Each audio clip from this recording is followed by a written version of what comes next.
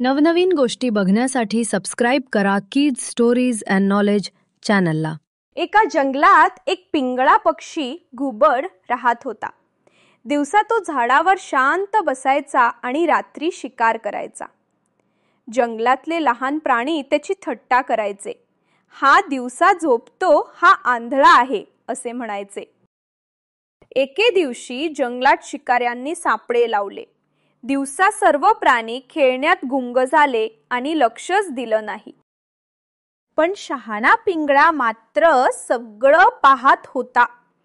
रात्री तो सर्व प्राण्यांना सावध करतो, उद्यापासून तुम्ही या वाटेने जाऊ नका, धोका आहे।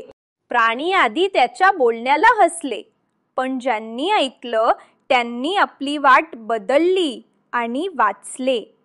ज्यांनी ऐकलं नाही ते शिकाऱ्यांच्या जाळ्यात अडकले।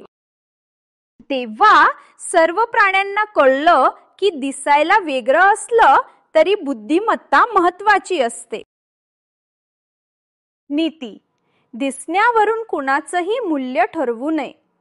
बुद्धी आणि शहाणपण हे खरी ताकद आहे। एका जंगलात आवडला असेल तर लाईक करा, शेअर करा।